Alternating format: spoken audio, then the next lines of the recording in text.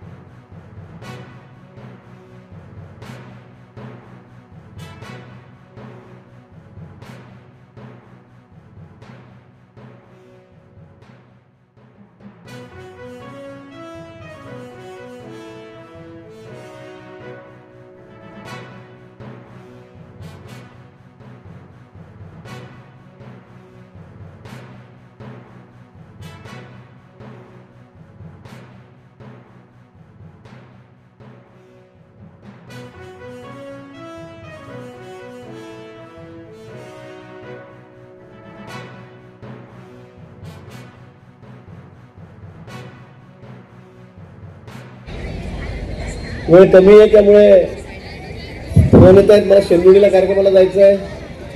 तो सर्व उपस्थित मान्यवर संस्थेचे सर्व पदाधिकारी, माझ्यासमोर बसलेले सर्व बालगोपाल, त्यांचे सर्व पालक, माता, भगिनी आणि बंधूंनो, आज मी निकाल लागल्यानंतर एका महिन्याने गावामध्ये आलो. संध्याकाळी पण ते हेलिकॉप्टर उतरेल की नाही अशी परिस्थिती झालेली होती. सगळं आग्रह होतं, धुकं होतं आणि मी शिर्डी मिळालो. तुम्ही वाट बघत होता, पण मला असं वाटलं का आपण उतरणारच नाही की काय. पण ते कसं उतरवलं, ते जामनेरला उतरवणार होतं, पण ते जळगावला मी त्या ठिकाणी जिल्हा उतरवलं, तिथे लाईटाची व्यवस्था होती आणि म्हणून तिथे येता आलं.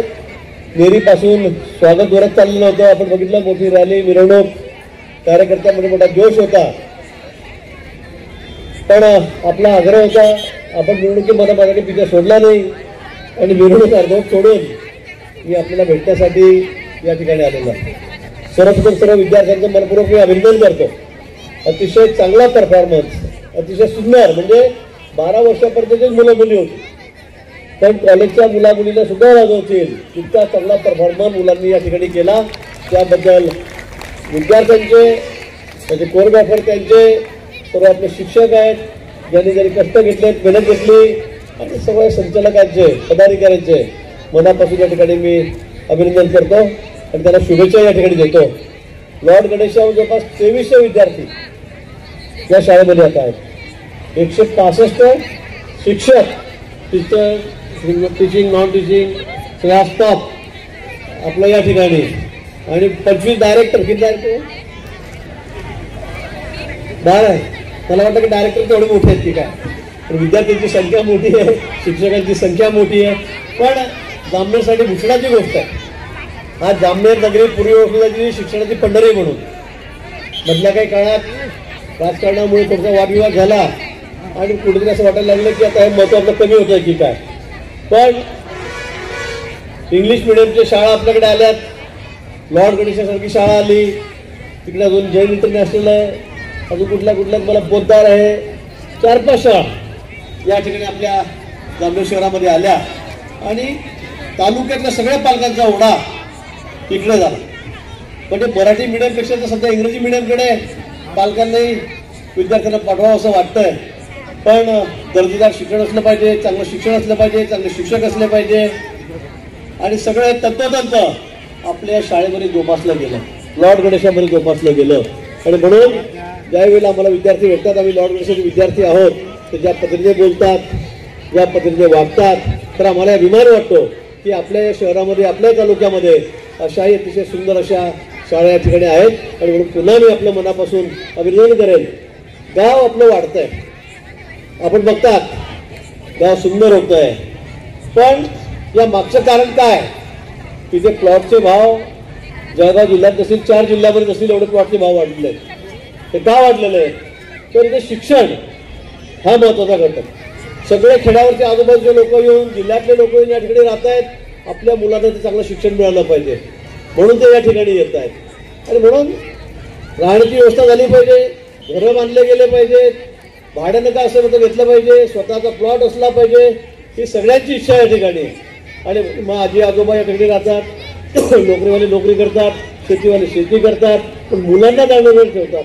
हा एक मोठा म्हणजे मोठा भाग आहे आपल्या शहरासाठी, मोठा विषय आहे. आणि म्हणून जामनेरमध्ये प्लॉटचे भाव या ठिकाणी वाढलेले आहेत. आणि त्याचबरोबर नगरपालिकेच्या माध्यमातून आपण बघितलं असेल, नगराध्यक्ष या ठिकाणी बसले आहेत. गेल्या 12-15 वर्षापासून साधना महाजन या ठिकाणी नगराध्यक्ष आहेत. त्यांची खूप मेहनत, बरोबर आहे ना, का माझीच आहे, त्याची खूप मेहनत या ठिकाणी आहे. आणि सुंदर गाव, अतिशय स्वच्छ गाव. आता आपण बघतात पूर्वीचं जामनेर कसं होतं.